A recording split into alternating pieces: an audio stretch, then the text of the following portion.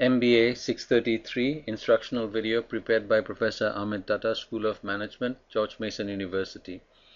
This is our fifth segment on simple linear regression, and here we will continue with our discussion of diagnostics provided by Excel that accompany any regression output. So the same example as before, we have data on 20 houses. For each house we have the square footage and the price. So if you remember, the best fit line through these 20 data points gave an intercept of 22,635 and a slope of 58.959. Hence the fitted equation was y hat equals 22635 plus the slope 58.9595 times x. That's the estimated regression equation. The important thing here is this B0 and B1, the intercept and the slope. This is the best intercept and slope computed using these 20 data points. So these are sample statistics, and if you go back to the very first or second video clip that we had, what we are really trying to compute is the slope and the intercept for the population. Okay. So if you go back to the expression that we had, the relationship between price and square footage we had expressed as y equals beta 0 plus beta 1 x plus epsilon. Epsilon was the error term, which is assumed to be normally distributed. Hence the expected value of price is equal to beta 0 plus beta 1 x. That is the relationship we had hypothesized between square footage, which is the independent variable, and the price.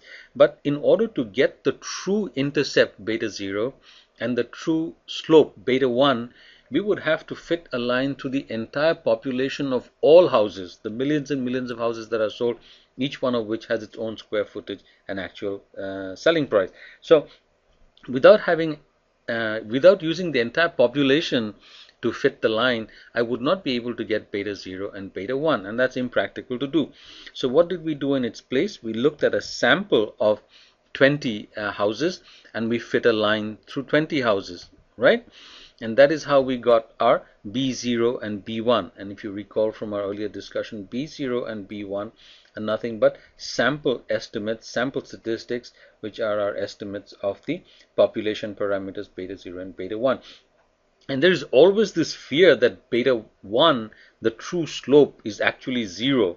Because if beta 1 is in fact 0, that means there is no relationship between x and y, between the independent and the dependent variable. Hence, after we fit a line to the sample data points, after we get our B0 and B1, these two being sample statistics, we always want to make an inference and ask ourselves and do a hypothesis test. Based on what we see in the sample, how would we conclude about this particular hypothesis? So we are always in our back of our mind suspicious that the true slope is maybe 0 and we got a non-zero slope completely by fluke. So the question we would ask is, how likely is it that would happen by chance? So a null and alternate hypothesis are beta 1 equals 0, beta 1 not equal to 0. We would dearly love to see beta 1 not equal to 0, because that would mean that there is in fact a relationship between x and y. If we cannot reject the null, if we are unable to reject the null, then it means there is a possibility that beta 1 is 0, which means physically that there is no relationship between x and y, because the fitted line, the true line between straight line between x and y is horizontal. Beta 1 equal to 0 means the fitted line is horizontal. So we would really love to reject H0. So let's see if the sample statistics that we see enable us to do that. So let's focus on B1, the slope. It's always the slope that's of interest, okay, not the intercept, because if the slope is non-zero, intercept is meaningful. If the slope turns out to be 0, then, well, the intercept doesn't really matter. So now if you look at the sample statistic, we got a slope of 58.959. Now it seems to suggest that this slope is different from 0. But the only way we would know is to standardize this value, okay? So look at our null and alternate hypothesis. The null is beta 1 is equal to 0. The alternate is beta 1 not equal to 0. So we got a sample statistic of 59.959. Is that very different from 0? All hypothesis testing proceeds on the assumption that the null is true as an equality. So if the null were true, if in fact beta 1 was 0, would we be seeing a sample slope of 58.959? That is basically what we're going to test, okay? And you know by now how to do that. You standardize this 58.959. You want to see how many standard deviations this is away from 0. 58.959. How far is it away from 0 in standard deviations? So let's see how we would do that. This is equal to 58.959 minus 0. Oops, that's not right. 58.959 minus 0. This is how far it is from 0, and in standard deviations we have to divide by how much is one standard deviation, and Excel has computed that for us. The standard error that you see over here, this 12.08, standard error is another term for standard deviation computed from a sample, okay? So this 12.08 is the standard deviation of B1. B1 is the sample statistic. So this is the standard deviation of the sample statistic. So 58.959 is 4.88 standard deviations above 0. This is where you get the 4.88 from, okay? So now if you recall your empirical rule and all of that, you can see that this is very, very unlikely to have happened by chance.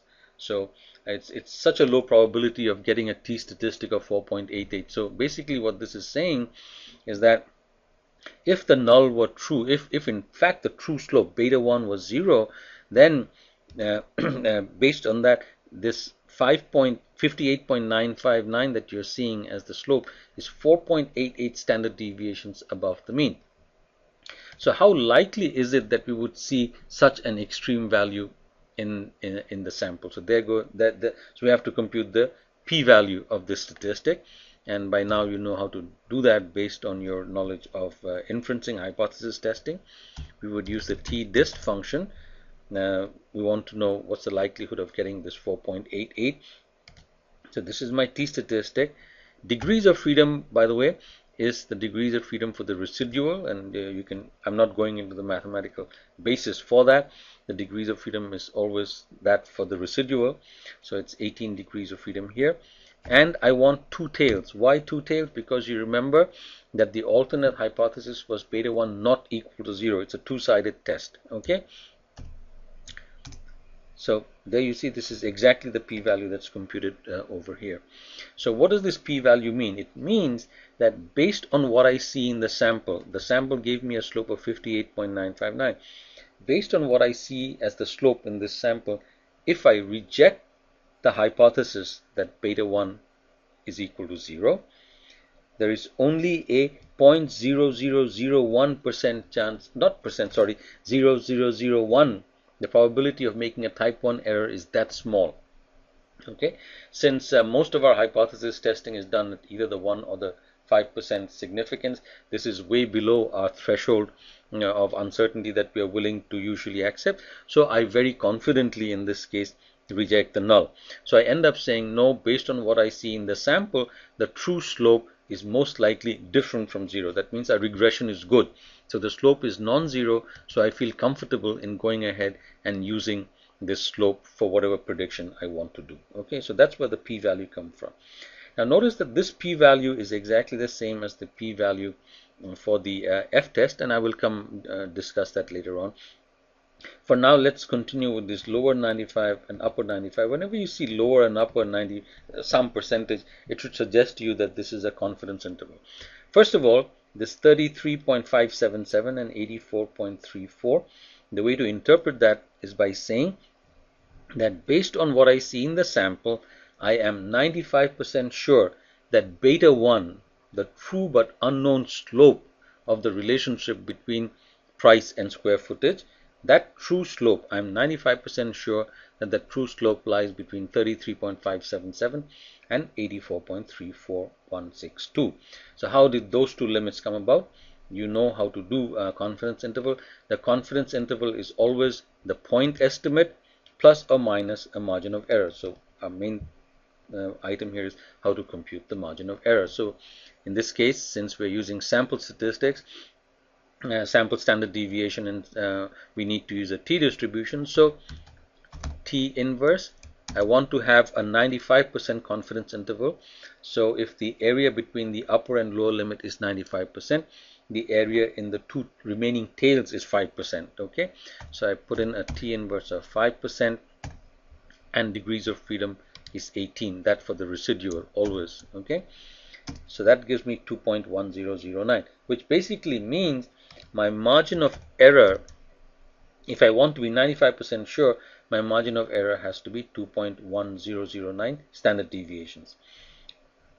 For this specific problem, then the margin of error is 2.1009 standard deviations multiplied by however large one standard deviation is, which is this 12.081. Okay, so this is my margin of error for this specific problem. All right, now let's see how we would get the lower and upper limit. The lower limit is, of course, the point estimate for the slope minus the margin of error. You see that this is exactly the same as the lower limit. Okay, the upper limit, this is the standard way to go about doing confidence interval, is equal to the point estimate for the slope plus the margin of error. Okay, and you can see this is exactly equal to the number you see over here, and that's how I can say I'm 95% sure that the true but unknown slope of the straight line fitted between square footage and price lies between 33.577 and 84.34. Now if I wanted a 99% confidence interval, all I would have to do is recompute this one number. How large does my margin of error have to be if I want to be 99% sure? Obviously that number would go up. You would get a larger number here, and your confidence interval would become wider. If you want to be more sure, then the confidence interval has to get wider. So this entire diagnostics over here is trying to tell you whether the slope that you got from the sample, the 58.959, whether that's any good, whether you can conclude from that the true but unknown slope, remember B1 is a proxy, is an estimate of beta 1, and you want to make an inference and decide based on what I see for B1, is beta 1 truly different from 0? You hope and pray that it is, and these diagnostics, the t-statistic and the p-value, tell you how likely it is based on that sample value that beta 1 is in fact different from 0. Okay, so essentially it's telling you the quality of the fitted line. So in our next segment we will talk about this F ratio and what it tells us about the quality of the fitted line.